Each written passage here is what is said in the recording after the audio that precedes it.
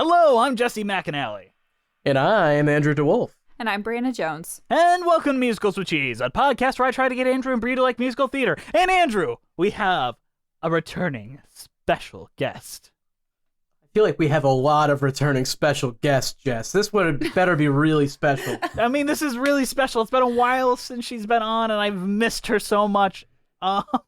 Please welcome back musical theater historian and host of Stealing Focus, and all-around amazing human being, Emily Clark! Yay! Yay! Oh my God! Hello, everybody. Happy Pride. Happy Pride! Yeah. We were actually Happy saying Pride, that at the everyone. start of this instead of like at the end because we forgot in the last episode. Oh, don't worry. We forgot to say it in the last episode, and then we did The Lion King where you just made a dumb joke about it. 'Cause My goodness, scheduling Jess. was no. Worst Pride Month ever. Pride there should be a Pride rock, but like a gay Pride rock or LGBTQ Pride rock. I mean, make it. Simba Go do Pride it. Make it. already people. rocks, okay? Simba was raised by 3 dads. Let's be clear. So there's some implication. I'm willing to Yes. say that's like 3 dads and 1 mom. Come on. Hi, and this Falsettos had that same situation. So how about It's Modern Family, baby. It takes a village. It does. We don't need families anymore. We're done with It's it. a family of know- shoes. You know what? I'm really mad. In fact, Emily, maybe you could help us out with this. We're having a little bit of a situation here at Musicals with Cheese, and I don't like okay. it. So Brie is bringing her boyfriend into town, and super conservative, like one of the worst people in the world is her boyfriend's father, and I don't like Yeah, that I at thought you all. were gonna say her boyfriend. Oh my God. Okay. Yes. Her boyfriend, I was like, she's geez, dating right Rush here, Limbaugh's you corpse. guys. The father of Rush Limbaugh. Yeah. Those conservative family members, you gotta love them. And Andrew's like telling me that we gotta act like we aren't podcast hosts while they're around, and I don't want to be what I'm not. Why would you have to not act like your podcast? I don't host? know. They hate podcasts Because that much because they took radio away podcast from Rush hosts- Limbaugh. Are embarrassing. Nah, no. The way to do it is because this is because a lot of normies across the board like the mainstream musical stuff. So you might be able to relate it to things like what are the Wicked. A lot of people have like I went to see Wicked when it was in town, or Hamilton. They probably won't like Hamilton, but you know what I mean. Like, Well, rap isn't music. I mean, no, come on. yeah. I have pretty liberal relatives who say that, and I'm like, you guys, you gotta stop. But They ain't liberals. yeah, I don't know if they'll care. I don't know if they'll care. Be yourself. But I think if you have to deal with them, you could always be like, The Music Man is a really good show. I really like that show, and they'll probably agree with you. And you wouldn't have to lie about that because you do sure. like that show. So you're saying we shouldn't just lie Be and have a whole bunch of yourself. slapstick I'm not. A whole bunch of farce, right? storytelling farce where we're all lying to each other, and No. I have to And then come. at the end, we have them on our No, podcast but to talk about. But however, you should be in drag. That's Yes. just a given. This metaphor has stretched itself far enough. We're talking about La Conjure Full. Hey! Cue the music, Brie. It's my world that I want to have a little pride in. My world, and it's not a place I have to hide in. Life's not worth a damn till you can say, hey world, I am what I am. So La Cage aux Folles is a musical with music, lyrics by Jerry Herman, and a book by Harvey Fierstein based on La Cage aux Folles by Jean Paré. It premiered on Broadway at the Palace Theater August 21st, 1983. It ran for 4 years and 1,761 performances, closing on November 15th, 1987. It received 9 Tony Award nominations, winning a total of 6, including Best Musical, Best Original Score, and Best Book of a Musical. The show beat several strong competitors in many categories, including Stephen Sondheim's Sunday in the Park with George. It also won 3 Drama Desk Awards, but I mean, George won the Pulitzer, which I guess is fine enough, but come on. The plot of this musical This one is deserved it. Shut up. We'll talk about that later. The plot of this is based on the French play of the same name. It's the birdcage. It's just the birdcage. It's a story of a flamboyant gay couple who must pretend to be a straight for one night with one of the men in drag to dupe the conservative political family of their son's Shenanigans fiancé. ensue. Funny you should mention the birdcage because this is actually a big blind spot as far as like my musical theater history is concerned. I'm not a Jerry Herman guy. I've never been a Jerry Herman guy, so I've kind of like You mean only looked at Lacage his- is? Yeah, Lacage. But I watched The Birdcage just before I watched Lacage. And I was really like shocked at how kind of gross The Birdcage is as a film, and its form of representation in it spends equal amount of time humanizing the conservative Republicans as it does humanizing our good gay characters that are just nice human beings. Like they're trying to give them an equal say. And I was like, ugh. And this is in the 90s, and there's like so many stereotypes. Enlightened centrist. You guys, I'm sorry, I can't agree with you. The Birdcage is one of my favorite films. I think the only way to make it work, because also that conservative shit was very different at the time. It's not great. Oh, I agree. But like, it's so different at the time, and like it's like how I know people who maybe lived through it who were LGBTQ at the time, just like with Rent, they see it as a huge step forward in representation. And it's endlessly quotable. I can quote every single line from that movie, and it's hilarious. And fun fact, all the songs in it are cut Sondheim songs, which is interesting when you compare it to the rivalry between Herman and Sondheim, especially this year. Exactly. I do want to bring up the fact that I went in there and I was shocked that like The Birdcage is fine. Elaine May writes a good script, and Mike Nichols is a good director. Like all of that is fine. But then I watched Lacage expecting it to be like a worse version of that, and then I watch it, and we don't even introduce the conservatives at all until like the third act of the story, and I'm like, we're just focusing on like hanging out with these awesome gay characters the entire time, and we don't have like the weird Florida stereotypes of like all that. So I'm like, this is a better version of that. And I love Robin Williams and I love Nathan Lane, but I'm into this much more. Yeah, I mean, you can like whatever you like. I mean, like, it's just a different take on it. Like, the Lacage has to strip it down even more just because of the nature of it being on a stage, you know, so there's different things they have to focus on. But, you know, there's stuff that a French play and a French-Italian film could get away with as far back as, you know, well before, you know, their whole cinema scene is just very different than ours, and it always has been. Have you seen the French-Italian film? I saw it way back in the day, and it's great. I mean, it's shenanigans galore, and it's. I grew up with The Birdcage, so like that's just in my brain and my DNA. Right. So when I look at Lacage, the film, and all this stuff, I just am able to go, that's this beat, that's that beat, and da da da da da, and they're all consistent. It kind of just shows one of those rare stories that can work in kind of across various mediums. Exactly. Yeah. I just like this one better because I get to say Lacage faux, you know? Yeah. People think I'm fancy. It's pretty fancy, yeah. But Andrew, you just watched this for the first time like 2 days ago. What did you think as someone that's just discovering this now? It's really fun. There's a lot of dancing and They don't do very much else. That's Jerry Herman for you. I think they wanted to put a drag show on Broadway, and this was as close as they could get. That's not too far off from what I gather with Harvey Fierstein and how he was brought in and all that. Well, I actually have a little. I got my books out and I did a little history lesson on myself. Let's go. Well, the production team was Fierstein, Herman, and Arthur Lawrence, and Arthur Lawrence, all three of them gay men. And Fierstein has been very kind of vocal. Actually, all of them have been very vocal about the fact that, you know, he has this quote where he's like, if Broadway is gay men, which a lot of people would argue that it is, you know, it was kind of made on, kind of created by gay men across its entire history, really. You didn't see gay characters on stage until in passing in the 70s, and then with Lacage in the 80s. And, you know, Lawrence had a career with like kind of being seen as like a big old communist and was on the blacklist. And, Jerry Herman's career had just suffered 3 flops and he wasn't really anywhere at that point. He thought his career was over.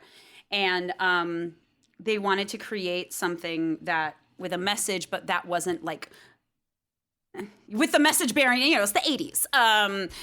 So the way they went, which I think is pretty clear, especially when you think about this is 1984, they went with a very standard golden age musical comedy structure. And by going that way, they make this story just a story about like a middle-aged couple going through some shenanigans that are still in love. Yep. And the gay stuff is almost supplemental. And, I rewatched the original Tony Awards of like the original one from the 80s. And, the opening number is pure like 1920s. It's Ziegfeld Follies, Arms, and then tap dancing girls. And then at the end, they take their wigs off. So that's the way to kind of suck the normies in, right? Especially in the 80s where you have like maybe an older audience, which are like the ones going to theater at the time. You suck them in with that thing, and then it's like, oh my gosh, like it seems quaint by our standards, but at the time it's this big reveal when even though they're singing with deep voices, when they take their wigs off, and I think that's the way they suck you in because Jerry Herman is not. He's a very specific type of songwriter, isn't he? Like he's very, that kind of same melody over and over. But that melody is a really good melody. And then by the end of the song, you're all singing it together in the audience. And boy, oh boy, it's very effective. It's very effective. And so that's the way they were able to kind of get their message in, is by putting it into this like kind of traditional structure of a show, this really old timey structure. It's just that it's about a gay couple. But let's not forget at that same Tony performance, they wouldn't let George Hearn wear a dress. He had to wear the suit and tie on stage to sing I Am What I Am. Yeah, I was curious about that. I'm not quite sure why. I mean, I guess I could speculate on the why of the because it does 1984. It's 1984 and there's a very blatant message in the song. And the show was coming out right during the AIDS epidemic, and it was very much tied. It was in the first Broadway Cares Equity Fights AIDS performance. They were kind of the tentpole performance. So even though they were really successful, like you said, over 1,000 performances, it was still that whole thing where no one wanted to talk about it, and no one wanted to go anywhere near it, and so that was kind of their way to express that. Because it is it's unapologetic about itself. It is like when he throws that wig off at the end, it's like a big old middle finger to everyone. I love it. And it's not like this was a totally foreign thing to Broadway. Maybe musical theater, but like a few years before that, Harvey Fierstein won the Tonys for Torch Song and that trilogy, and how that show is in and of itself is also part of why he got this, isn't that? I feel like it definitely is, and I feel like plays, especially at the time, were kind of able to get away with it a lot more than musicals. I mean, there were plays that touched on homosexuality all the way back to like the 30s, but like Broadway musicals were a different creature. They're just so commercial and mainstream. And it's just funny how even in the 70s, it didn't really happen. Even when people started getting a little more experimental and like sexual and whatnot, it took kind of this moment where Jerry Herman had held onto it for a long time. And I think the story is that Tommy Tune and Maury Yeston were originally going to do it, and then it fell through for them, and then Jerry Herman was able to snatch it up. And Tommy Tune originally was like, I don't know how you're going to put this on stage, because he's obviously, big director, choreographer, and obviously very gay. But they were able to do it. And I think it was just by falling back on these really familiar tropes. It's like Hello, Dolly. George Hearn's character, Albin might as well be Dolly or Mame. Mm-hmm. I mean, he's big and loud and like of a certain age and just unapologetic and like the audience loves him. So I think that's something he does very well. I think I compared it to Hello, Dolly before we started recording.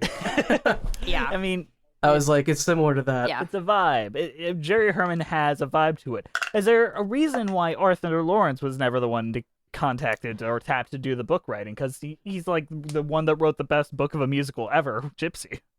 Yeah, I don't know. I think he was also really skeptical, about it. But I think it was more that Herman and Firestein managed to find each other, and Lawrence also had worked as a director without writing the book at times. So I think it was just a thing where like Toon and Yeston fell through, and then it was kind of slotting people in. And Lawrence was like, I think the story is that like I could be getting this wrong. I think Herman like played him a few songs, like maybe even "I Am What I Am," and then Lawrence was like, oh, okay, yeah, I can do this.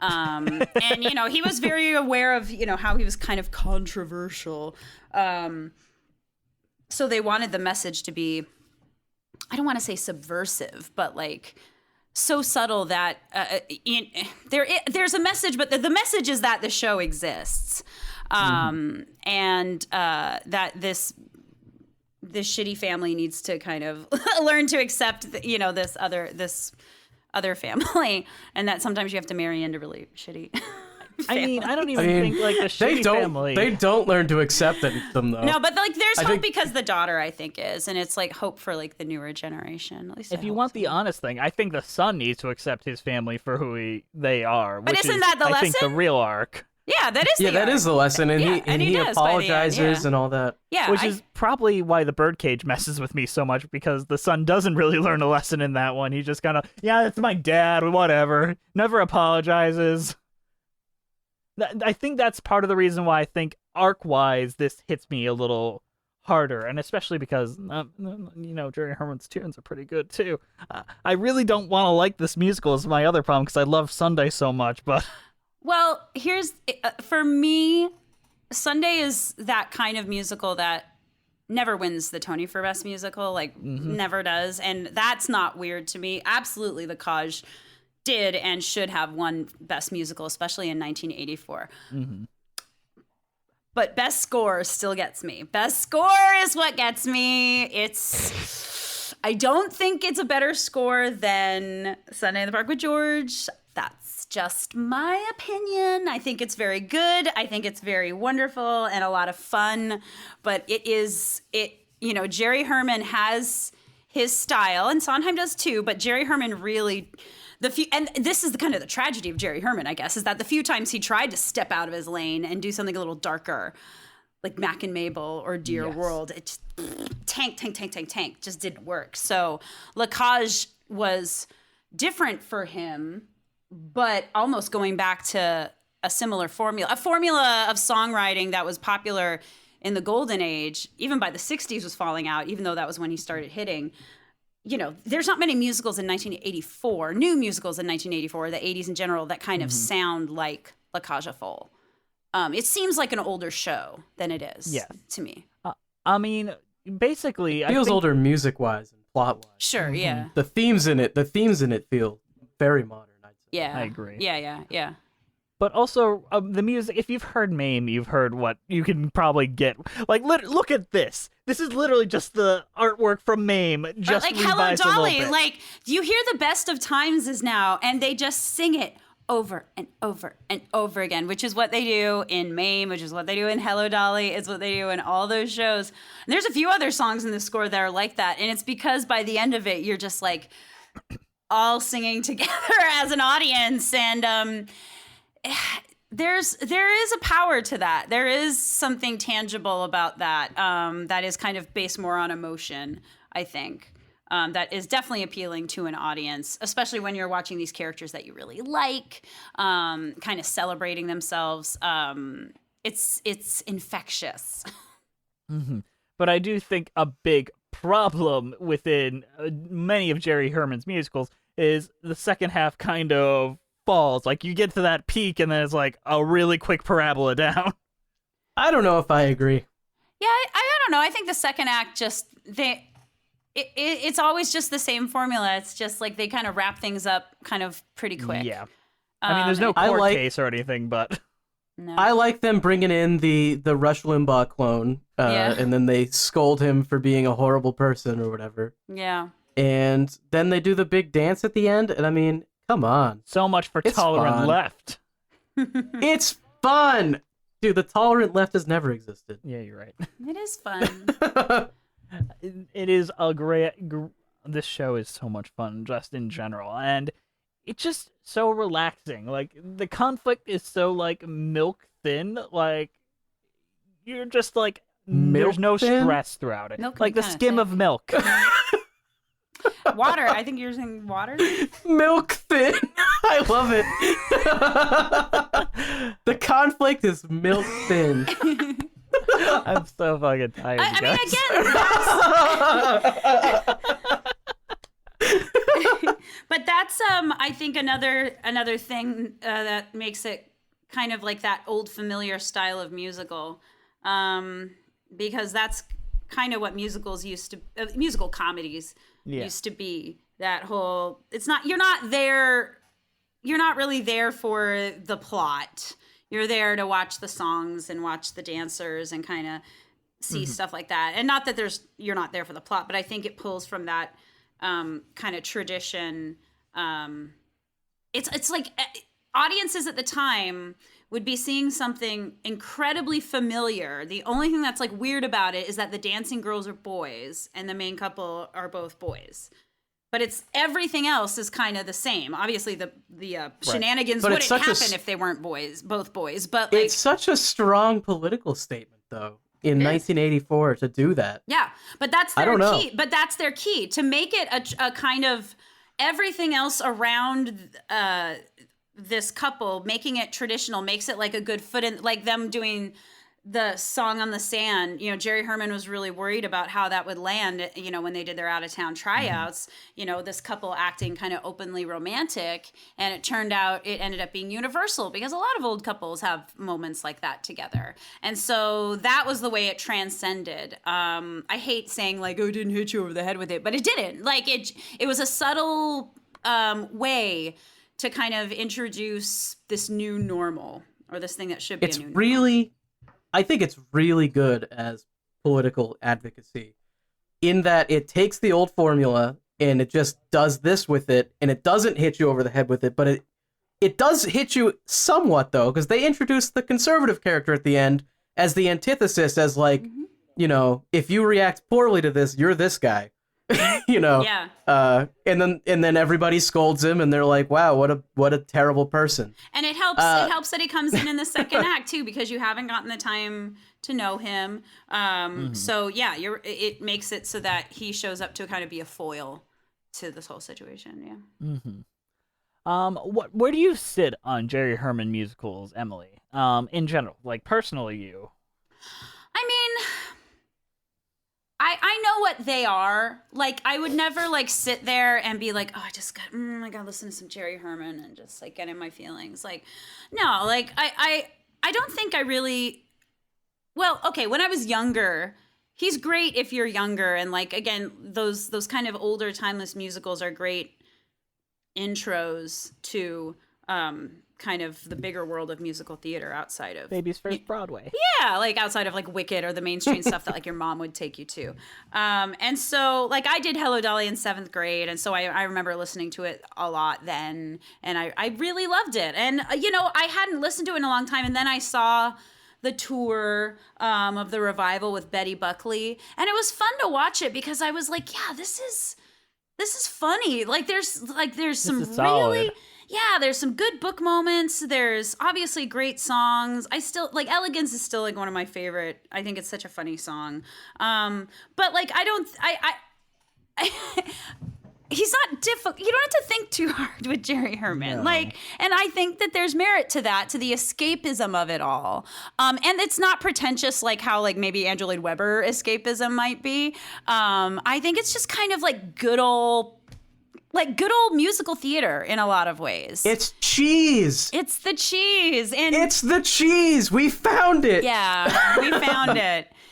Jerry Herman is very cheesy, but in a good way. I think I like Jerry Herman. I think the musical theater story would be incomplete without him.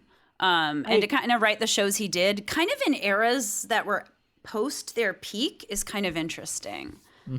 I will say my favorite Jerry Herman is just Mac and Mabel. Like that's just I such love a, Mac and Mabel. I Love that that one. musical. But then something like Mame never hit with me. But that might also just be because I saw the terrible Lucille Ball movie. Yeah, I mean, Mame is pretty much Hello Dolly, but I'm not as into it as I am Hello Dolly. Hello Dolly is probably the one I love the most. But I think Jerry Herman's great. But Andrew, I think the only other Jerry Yep. Herman you've seen is Hello Dolly. How does this compare to Hello Dolly? I feel like I liked this one better. I don't know. That's It's- valid. Yeah. I think I had more fun with it, which I don't know. Maybe that says something about me, or maybe not. Who knows? I feel like you just have more fun. Like, there's a lot of plot cul-de-sacs in Hello Dolly where it's like, let's just hang Hello out here Dolly- for a little bit. Yeah, they kind of. It's a longer one, I feel like. This one felt shorter. Although I don't know if it's actually shorter. This one just felt shorter. Hello Dolly has all the couples too, all the different pairs that kind of have their own little storylines. This is mostly just focused on, George and My Alvin. favorite part of music theater like this is when I don't have to care about what characters are who. Like when there's so few characters that I can't possibly get confused. Because there's so many shows where it's like, oh boy, they just introduced more characters. Here I go. Yeah. That's great. Yeah, falsettos really mess with you. Oh, 2 more characters that weren't even in Act 1? What? Yeah, no, that one I got mad about. It's like, who are these people? Yeah. Or There's a lot of Camelot? there's a lot of like little like fun little supporting character. Like if I'd be interested to see if Lacage could ever be a high school show. I'm sure it has been done at some high school somewhere. But I think obviously it's like when you do Guys and Dolls, you need a good boy ensemble, but in a completely different way. It would be interesting to see because I feel like there's so many fun little parts, like all the Kagels and like the butler and the parents that don't have to necessarily be like the best singers in the world. They don't do this heavy lifting singing, but like could have some good one-liners and some good solo lines. But like I think because of like the subject matter, air quotes, it probably hasn't been done as much as it could be done. I'm just thinking of Lacaja Fall Jr. I don't think schools would do No, this. not Junior. Well, like high schools do Rent. High schools do Les Mis, where people are dying all the time. Like to me, Don't this we is. know it? I mean, Violence. I mean, Violence violence is and fine, sexuality. We know sexuality is way I know, worse and than the thing violence. is that this show doesn't really deal with sexuality, like sex No, not at really. all. It's camp and drag and an old, comfortable with each other married couple. But the entire audience at these high school shows Oh. is the I know. is the conservative parents at the end of the show. I do want to say, I think the know. reason why they can get away with Rent is because like the main like gay character dies, like one of the main gay characters dies, and that kind of Yeah. it feels. I don't I don't know. High schools Ties into do the Grease Reagan all the time. ideology. That show Yeah. is horrible message for children. I haven't seen Grease in so long. Is the message that like 28-year-olds can still go to high school, or? No, it's a message of Dear Evan Hansen, Andrew. Yeah, that's Oh, it. okay. I had to see a high school production of Grease a few years ago because some former students of mine were in it, and it was a thing where I sat there and I was like, "Oh God, why do we all just collectively forget how dirty and inappropriate this show is?" It is called Grease, to be fair. What do you? I have no Grease is interest in dirty. ever covering Grease on this show. We're gonna do Grease next week. If you No, ever we're do, not. you should get Jeff because Jeff met the creator guy because he did Grease and he's got stories about what a piece of crap. Can we crap skip he is. Grease and just do Grease too? Yes, I'll bring Jeff on for Grease too. Somewhere there is a full recording of my high school performance of Grease. Can we just review that instead? It Are was you in it? terrible. Are you in it? Who are are you? you? I was Cha-Cha. Oh, the best dancer at St. Bernadette's. Yes. I love it. Okay, so when you feel like did I've it, were seen you Grease, but I sexy can't remember. cha-cha or like dorky cha-cha? I was sexy Cha-Cha. Okay, because when Jeff did, we're going off on a tangent, folks. Happy Pride. Let's but go. like Jeff did Jeff did it back in the day. It was before they kind of started reviving it a lot and kind of changing it to kind of match the movie more. So originally, Cha-Cha was supposed to be kind of like what we would call an uggo, I suppose. The The duff. whole thing was supposed to be like him being like, ew, I'm dancing with but then that evolved. So good, you got to be sexy Cha-Cha. I love it. It was fun. Yeah. So Lacage. Okay. Speaking of like recordings, since now we've got, so if we make it to $400 on Patreon, we will do a commentary on both Grease and My Into the Woods. Oh my god. We will do both of those things. You guys got to get us to $400 on Patreon. $400 on Patreon. You could and I get review my tormented. You fiddler hear it, on guys. my fiddler on the roof. It's on Oh YouTube. yeah, with Josh Groban. With Josh Groban. So did we all make connections to George Hearn being Sweeney Todd or being hot off that Sweeney? Oh Going yeah, for like a completely different character. That guy's got range, man. the guy's incredible, and I I like love the him. fact that he's got like this ungodly deep voice. Like they didn't try to camp him up in a way. I adore his first song, the Little More Mascara. Yeah. I love it when he's like, everything sparkle beads and plumy plumes and magic. Blah. I love it. But it's so great because he starts kind of in a more masculine place, and you almost feel him transition to Zaza. Yeah. And then he gets, like his vibrato gets a little wider and he gets a little more fabulous, and he's just so great. I love him so much. Incredible performance. But I do remember like the weird kind of no, we're not really gay interviews at the time, where it's like, nope, we're heterosexual men, we're married. Yeah. I mean, I'm fine, sure but they had to do it's that. just Yeah. kind of adorable older men, like, nope, but just we're performing. Yeah. I all found performance. one of the performances online of Harvey Firestein doing I Am What I Am. Incredible. And that's so great, man. It's it's crazy to think how Harvey Firestein has had this like musical theater career. Obviously like writing musicals. He fixed Newsies and also just performing in musicals and being really good at it. It's like Carol Channing. It's like, how did this person with this bizarre voice have this Broadway career? But like, I miss those days where people had When you distinct just voices. have a presence so good that even if you're Yeah. not hitting the notes every time, you are hitting the back of the room perfectly.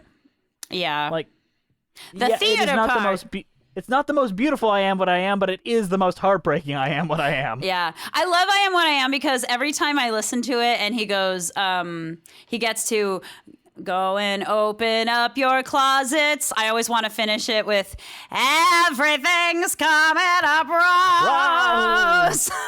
I don't know why. Everything's coming up I don't know why. roses. But it's that same vibe. It's that like middle-aged woman belting to the rafters diva moment, but it's just, you know, a guy. I think that's one of the reasons why it hits so hard. It's also just so kind of in that, a part of that drag camp world anyway. Yeah. And that's become basically anthem for a lot of people in the LGBT community, that Yeah. song alone.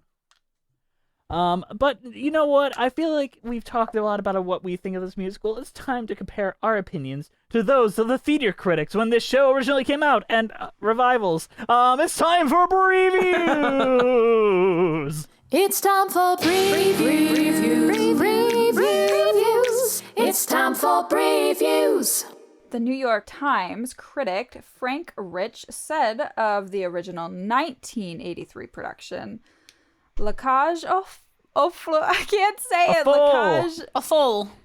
au fond. The birdcage. The Cage of Birds. Lacage au fond is the first Broadway musical ever to center stage to a homosexual love affair. But don't go expecting an earthquake. The show at the Palace is the schmaltziest, most old-fashioned major musical Broadway has ever seen since Annie, and it is likely to be just as popular with children of all ages.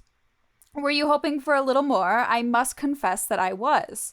The glitz, showmanship, good cheer, and almost unflagging tunefulness of Lacage are all highly enjoyable and welcome, but it is eagerness to please all comers. The musical is sometimes as shamelessly calculating as a candidate for public office. I think that's Okay. actually pretty. I think that's pretty spot on, actually.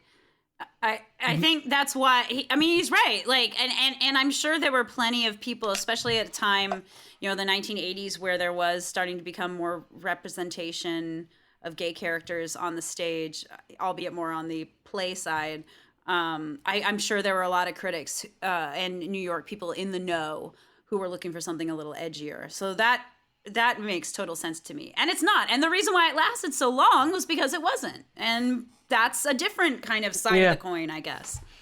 I feel like at the time, an edgier show probably is not what a mainstream. You couldn't release a Strange Loop right then. Sorry. Well, and I mean, a Strange Loop, who knows if it's going to even have kind of super mainstream appeal? Because to me, it's more kind of in that Sunday or like Passing Strange or just those like kind of weirder shows that'll be more like appealing to people like us. But but I really wonder. It's such an amazing show. There is rumors of a Broadway run for a Strange Loop. Oh, there has to be. There has to be. It can't possibly be the only best musical to win a Pulitzer and not have a Broadway run. That would be crazy. It was supposed to go, I think, before ye old COVID hit. I think I would be the first in line. That show's amazing. But I love it. Previews for upcoming musicals in this month. Let's not dive too into that. Yes. I think we kind of talk about what the rest of Frank Bridges think. Do you want to just skip to like Ben Brantley's next one? Okay, so New York Times, Ben Brantley said of the 2004 revival production, actually, even the most convention-bound theater goers won't need to fortify themselves with alcohol to remain shock-free through this alternatively garish and pallid production of La Cage, which features a book by Harvey Fierstein and is directed by Jerry Zaks. La Cage became a hit in 1983 after all as a cheerfully square, family-friendly entertainment in risque clothing. It was an old-fashioned celebration of an old-fashioned marriage, with the added fillip that the partners both happened to be men and worked in a trans nightclub in St. Torpez. Still, La Cage has the ingredients that tourists have traditionally expected from a big Broadway show, delivered with helpful, implicit labels, jokey lines that say laugh here, ballads that say missed up here, and rousing choral numbers like the best of times that say feel free to clap along with this one. In La Cage, every dancer emerges as a wry, hearty individual, from the whip-cracking dominatrix to the Nicole Kidman lookalike whose specialty is just to stand there and look beautiful. Would that the rest of the show were that witty? What? Yikes. I mean, I feel like that's diminishing of Harvey Fierstein's book, which is much more than just like sitcom giggles. I mean, There's some of that in there, farce. though. It's kind of the nature of the medium. It's kind of supposed to be that. But, if that's not your bag, I could definitely see it being tiring, I guess, for some people. And especially, what was this, the 2004 review? Yeah, I don't recall how that production was received. Or Not if there was, great. maybe it just didn't look very good. Maybe it just wasn't well directed. I They don't did know. like Gary Beach, who I thought was actually absolutely wonderful in the role of Al Bound. They just really didn't like him. They were like, he's just playing the producers again. And he was hot off the producers. Well, I mean, yeah, but that's kind of, I don't know, that's kind of what he does. Like, that's kind of his thing. I mean, even his Lumiere was kind of like that. Yeah, I mean, same with his Thenardier. But when it came to the 2010 production, Ben Brantley is like, you know what? Kelsey Grammer. That's what we needed. That's the recipe this show needed. Is basically his review. Yo, I saw Kelsey Grammer play Sweeney Todd in the 90s, and he was like, notoriously, he didn't know any of his lines, and he had his like words on like cue cards in the pit. Like, that's kind of what he feels like to me doing that part.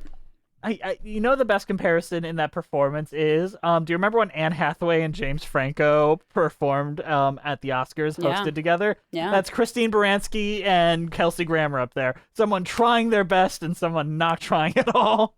Exactly. I mean, the reviews, they're pretty intense negative, strangely enough. Like, I'm surprised at how negative this was, considering how much this was embraced by, like, the public and the tone. From the and all original that. production, you mean? From all of them. Like, the revivals were always negative until Kelsey Grammer got his hands in it. Are the reviews negative because they're like ew gay couple, or is it like this is toothless? It's just toothless. Like, it's definitely not like you gay couple. It's just like, oh, come on, we could do better than this. What Broadway? Well, I mean that's They pretty. don't like the cheese.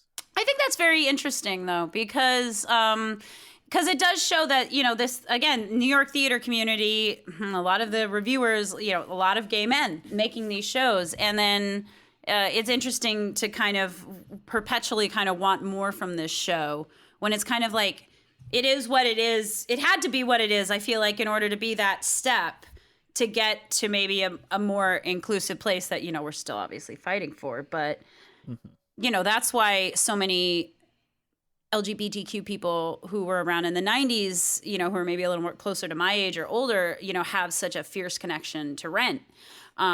Because, you know, it's that kind of building block thing to me. I don't know. I feel like it's so harmless. I feel like it's not hurting anything. It's not doing anything to set gay people back, in my opinion. To me, the what's the word? Like, the way of getting the message across is what makes it universal and makes it as like a foot in the door for like the normies who might, especially at the time, who might be like, ew, gay people, you know. And which is less of a problem every year, knock on wood. So it definitely can seem a little quaint. Yeah.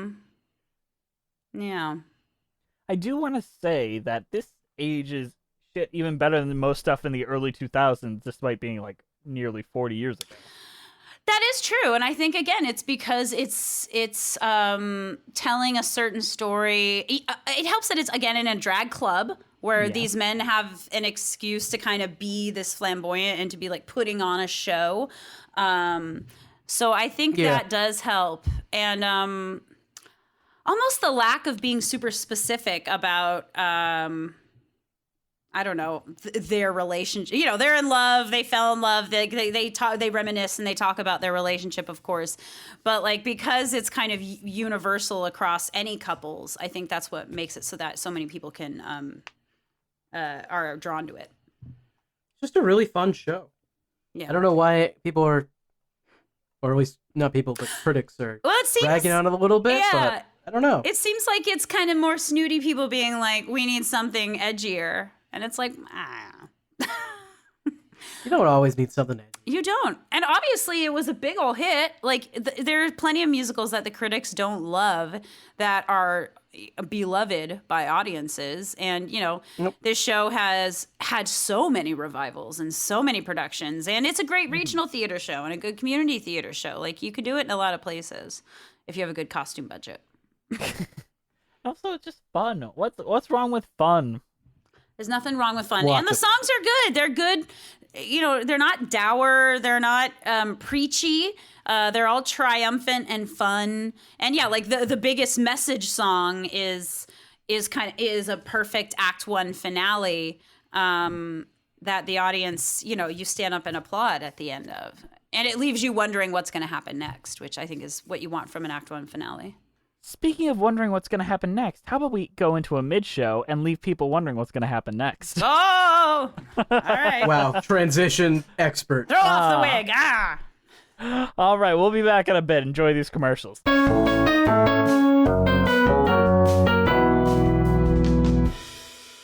Hey guys, sorry to interrupt you in the middle of the show, but we've got a at you. Andrew, tell us about Patreon. Patreon is where you can go if you'd like to, you know, donate a little bit to us and help us out and get some extra content while you're at it. You know, you can see us on video right now. We got extra podcasts. We get commentaries. All sorts of cool stuff. Yeah, so many school stuff.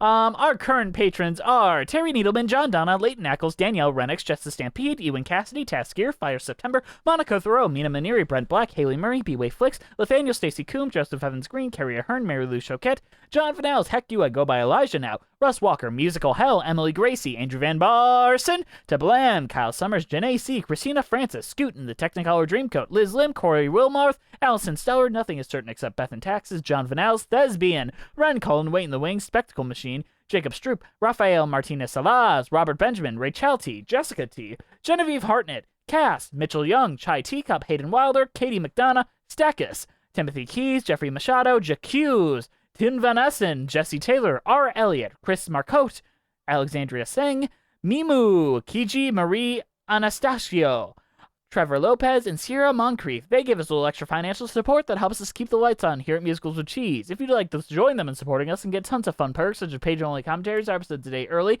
video episodes, where you can see Emily Clark's face right now, and she's like doing backflips, she's dancing. Oh my god, look at that. Emily, What is she doing?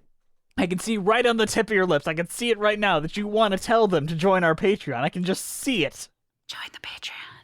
I got her to say it. I got her to do it. Free advertising. Thank you. All right, guys, let's get on back to the show. The best part is they still have more ads to listen to.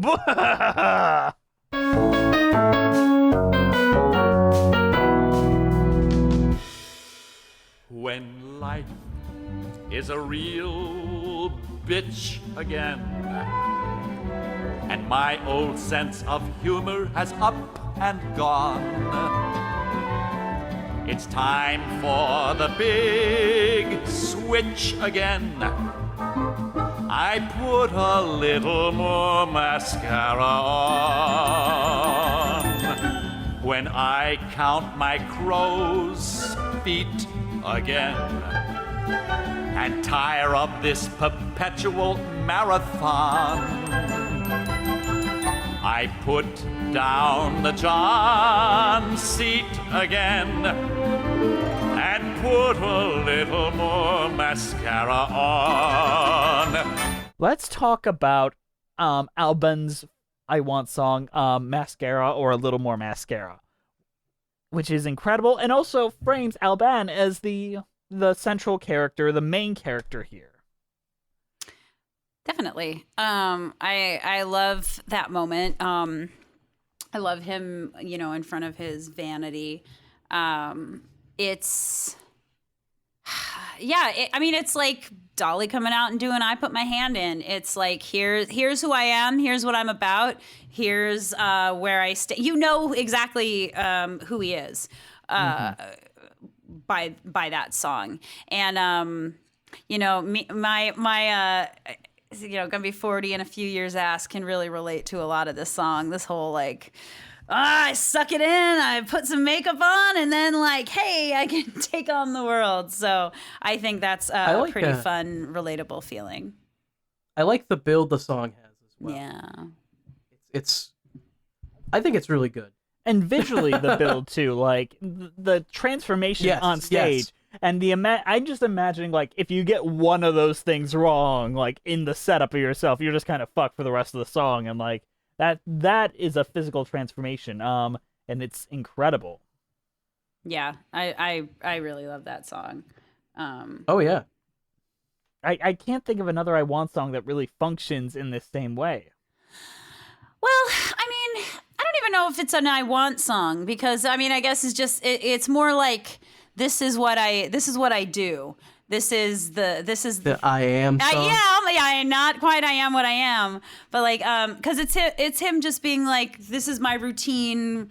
This is how I get into this look that you see me and have, and then you kind of just know who the character is. Yeah. Through that moment and through that song. There doesn't really need to be an I Want song because none of the characters necessarily want anything except for the son, I guess, who wants them to pretend to be something they aren't. I think it's different too sometimes when your characters are middle-aged, or kind of at less of like Yeah. an ingenue place, because they're very happy with their lives. They're very settled in their lives, and the shenanigans come from trying to accommodate their kid. And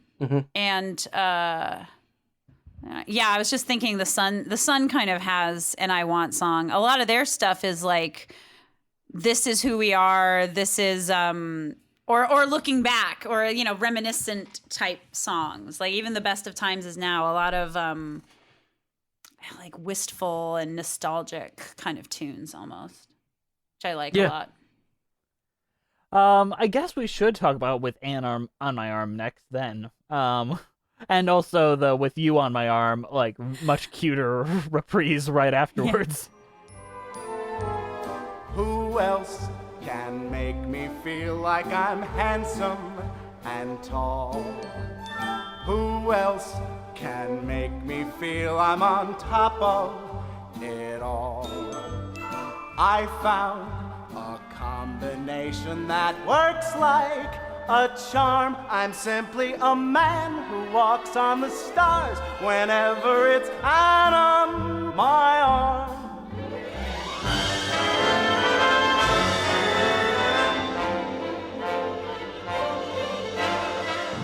Whenever it's you, I am here. Whenever it's you, follow me.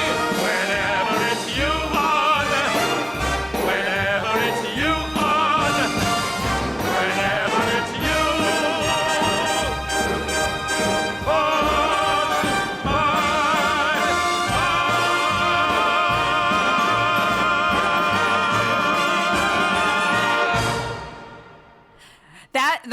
both of those songs are just like that old school kind of musical theater where it really is like hitting you over the head with like kind of the same thing over and over again. But then it makes it, I think, a little more triumphant when you see Georges and Alban do With You on My Arm, and they're dancing and they're. But the thing Love. about here's more what bothers me a little bit about this musical. Everything that Jean-Michel describes Anne as is very superficial. She makes me feel handsome and tall, and that I'm charming and all that. Whereas that means nothing to people that just met each other. And if you're younger, maybe it means something to a lot of folks. When that's younger, that means a lot less than when you're a little older, been with each other 20 years, and that's still true. Yeah. So that immediate juxtaposition is super, like, heartstring pulling. Yeah, and I think there's a difference when you are, in your early 20s, and a lot of again, it's an old musical trope. Like, I've met this girl and I've fallen in love and we're going to get married, parents be damned. And I think that is a relatable thing as the leads of a musical. And it is fun to get it from kind of the parents' perspective of being like, okay, well, you're going to do this thing, so let's figure out how we make this happen, because we're supportive. And I think that's kind of an interesting take. As for people who are not parents, and I don't think any of us really intends to be anytime soon, what would we rearrange our entire lives for kids that we don't intend to have? I can't imagine myself doing that. I'd be like, no, you little shit. Don't bring them then. No, well, there, I could say, my mom mentioned that I saw her on Memorial Day and she kind of made some passing comment about it. I know that my mom would go through any fucking shenanigans I wanted. If I was like, this really means something to me, I know in a heartbeat she would do it, even if she didn't understand it. So I think it's actually pretty relatable. I think it's kind of more common than one would think. And, I think we would hope that most of our parents, or parents in the world in general, hopefully would be supportive of their kids' nonsense, even if they know their kids' nonsense might be a passing phase or just like not, he's just got a girl he likes since like one night trying to convince these people, the stakes aren't so high in this show, which again, I think what's helps. a little bit makes him the bad guy, the son, is that he wants his mom, who has never really interacted with him at all, to come. Yeah. And his other father to just pretend he doesn't exist, essentially. Which, that's like, okay, that's a little bit far, don't you think?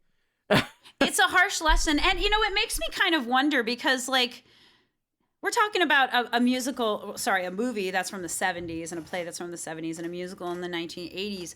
How non-existent same-sex parent representation was in media.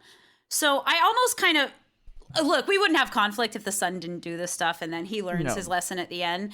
However, I think it is really interesting because like how is he supposed to act? Like how is this isn't right that he does this, but it's like he's kind of like, what other option do I have? And the other option is like, don't do it. But I don't know. I just think it's an interesting kind of thought experiment. Like, what do kids from this era who have same-sex parents, like, how much are they, how much do you even talk about it at all? I think is kind of an interesting thought thing. Because, like, I definitely knew kids growing up who had same-sex parents, but it was a thing that we didn't really, like, definitely not a thing like that my parents talked to me about until I got older. I just thought, oh, that's, my friend's mom and my friend's mom's best friend. I don't know. I think it's a good, I guess, template for kids who might be of same-sex parents to teach them what the lesson is, like what the right thing to do is. There is a scene in The Birdcage that I wish was in La Cage, because it is probably one of Robin Williams' best delivered lines I've ever seen.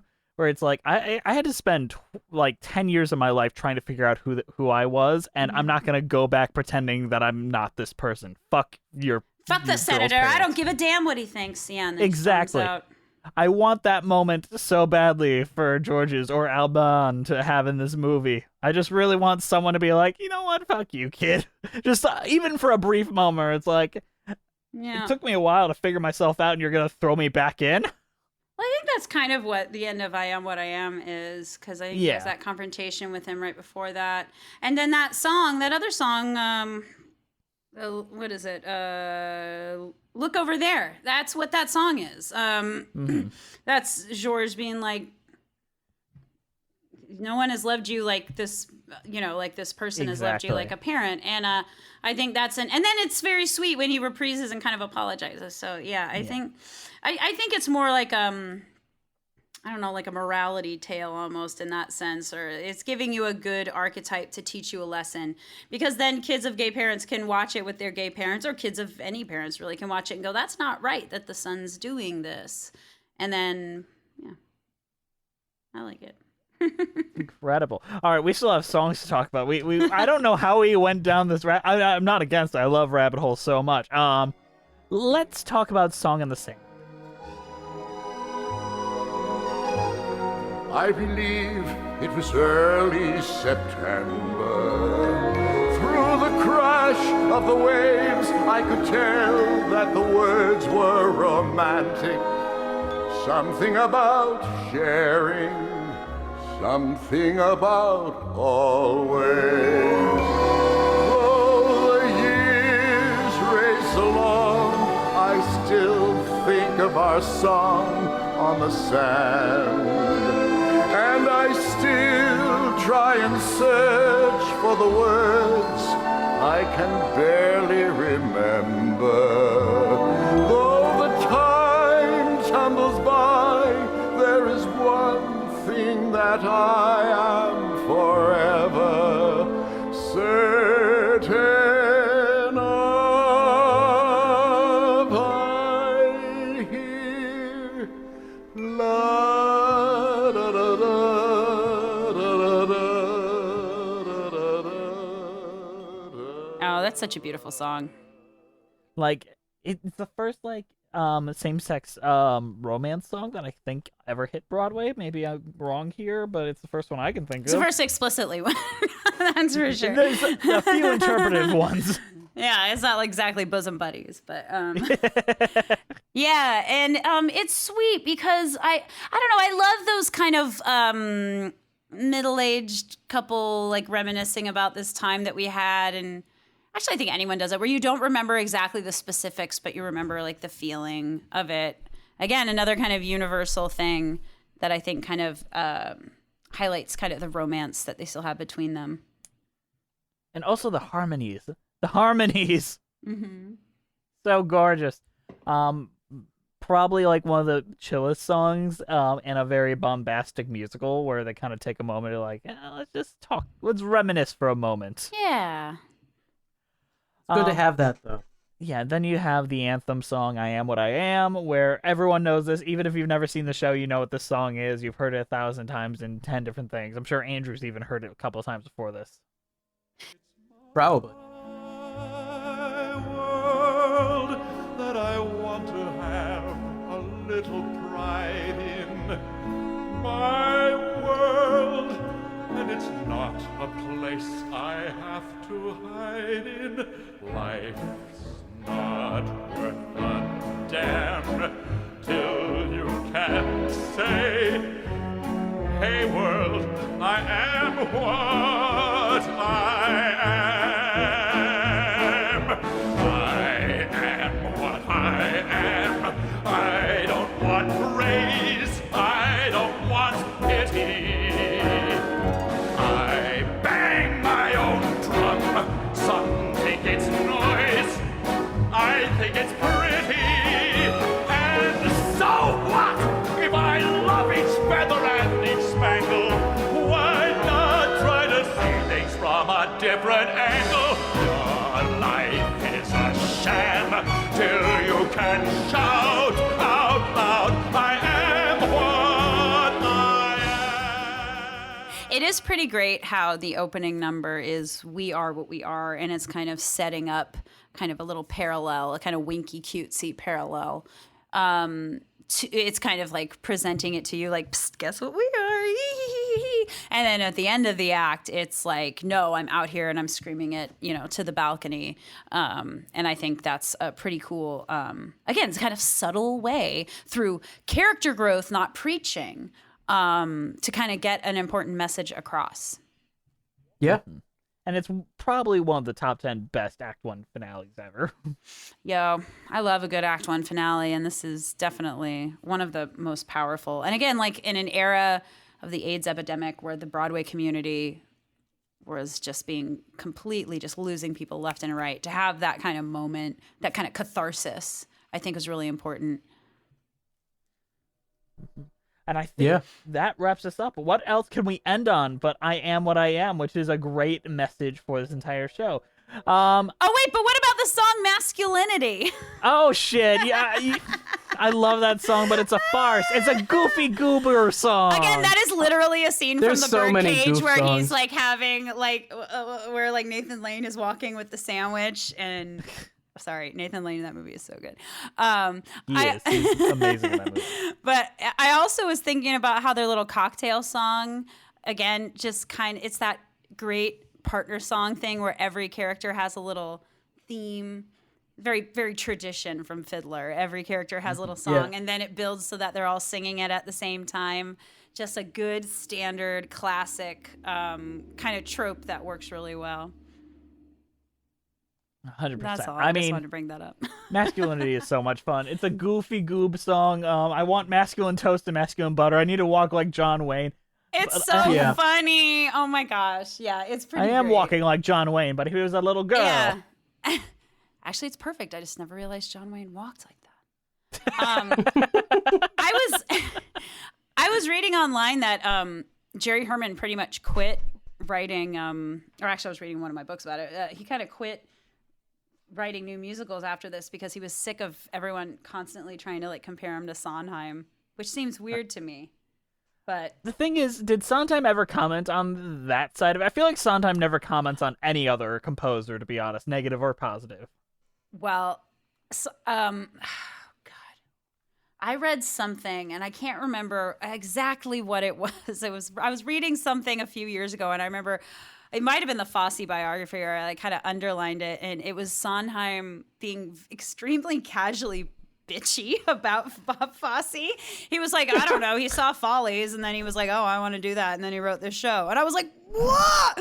But I don't think Sondheim ever commented on Jerry Herman because I think they came up at the same time, obviously, and again, this is the year where they kind of went head to head, and Jerry Herman gave that Tony Awards acceptance speech where he's like, there's been a rumor for a long time that the good old fashioned musical style is out of fashion.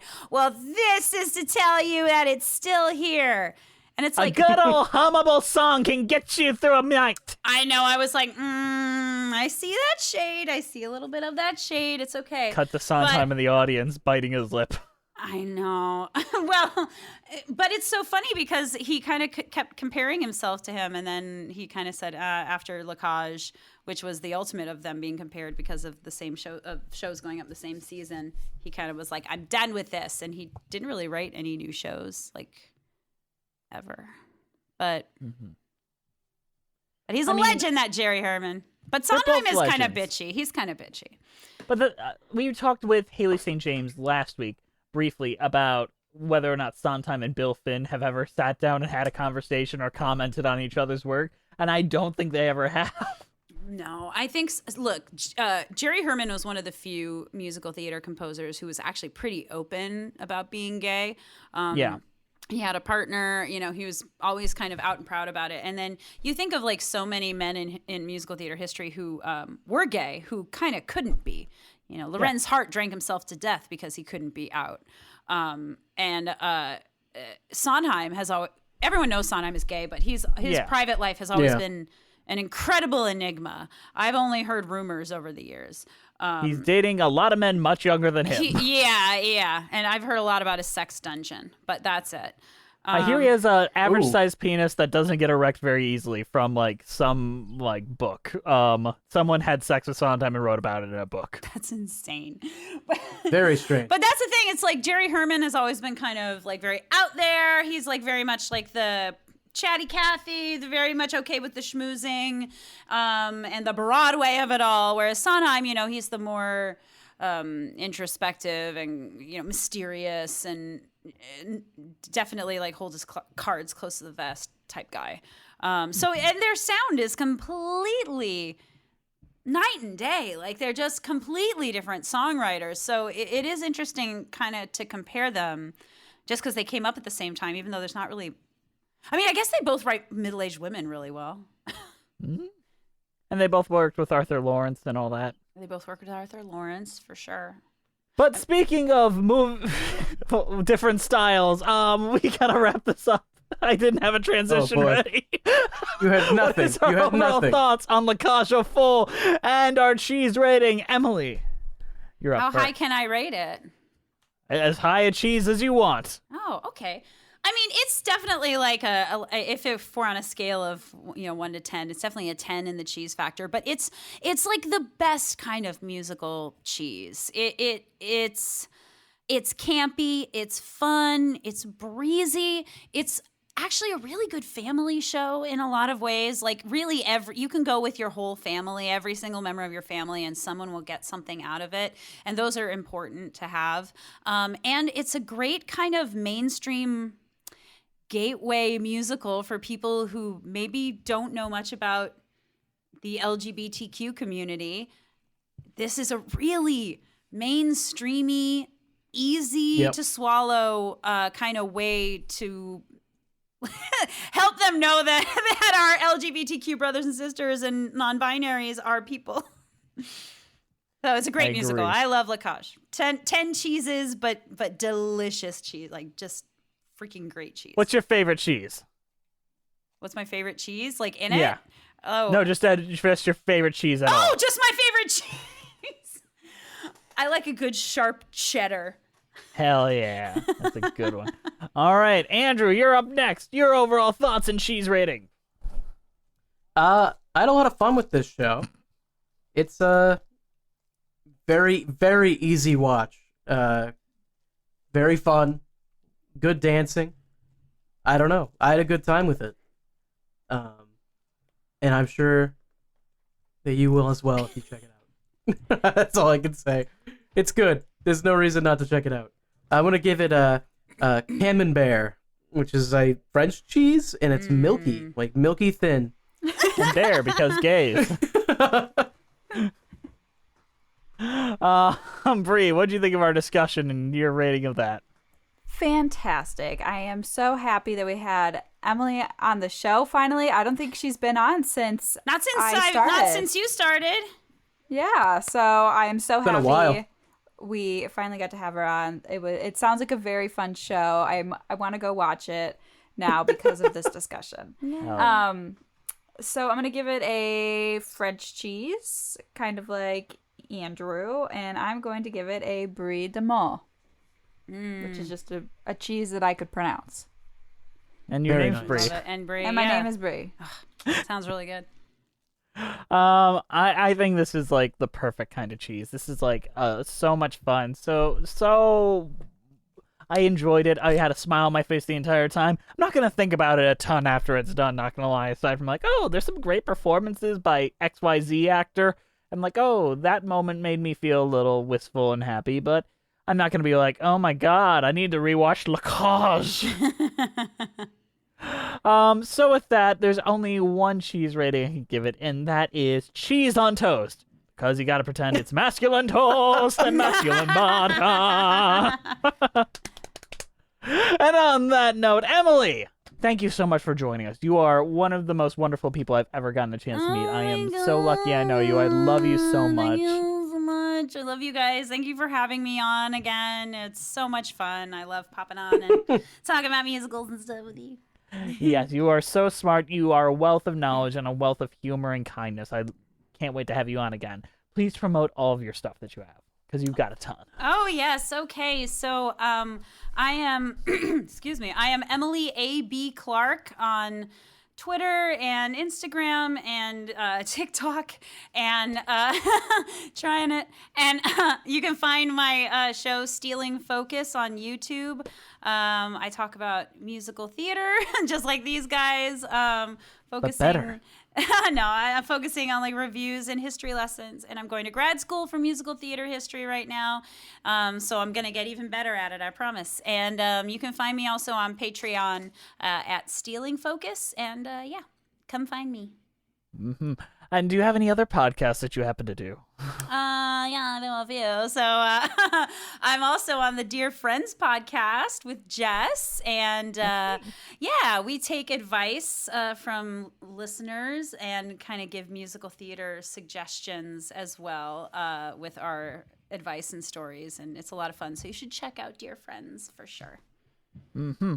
And if you guys are going to go check out Stealing Focus, you guys have to watch the Broadway During the Blacklist video. It is like one of my favorite pieces of musical theater content released in the last like 5 years. It is an incredible video essay. I want more video essays to be made like this, to be honest. That's my goal. I'm going to turn my big research paper into a video or two. So that's going to be my project now that summer is coming and, school is done and I can actually like do that stuff. So let me just gush for a little bit longer because I'm sick of like white guy narrates over a video and just like, and then this happened and and then where you have this energy, this stylization, this full acted out segments. My God, it is better than most videos out there. You are doing the Lord's work, Emily, and I can't wait to see more.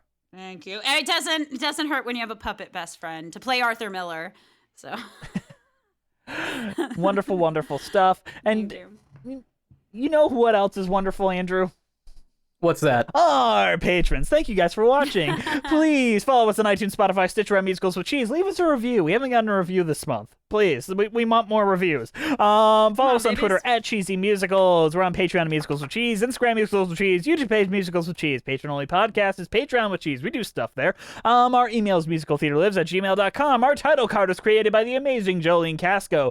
Go send her some love at Jolene Casco. Our keeper of the cheese is Juliet Antonio. We love you so much, Juliet. Put some emojis by our cheese ratings this week. They're fun. This show is produced by the wonderful, one of my greatest friends of all time. I love her to death, Brianna Jones. Thank you for doing this every week, Brie. We love you so much. Thank you to the Broadway Podcast Network for having us on the platform and for not kicking us off for cyberbullying Ben Plaid. Is there anything else we want to say before we wrap this up? I challenge Meatloaf to a dance-off. He'd win. He probably would. I don't think at this age anymore. What an asshole.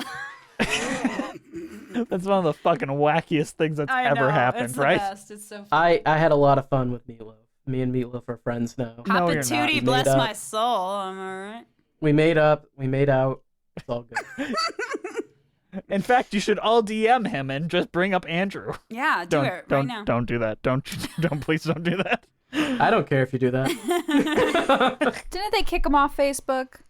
As well, they No, should. he's still on there. He made a post about the 1619 project or something recently. So. I'm sure it was positive and well thought out. He said it was a book. And that's all the political insight that we all know Meatloaf has. All right. We'll see you next time on Musicals with Cheese. Woo!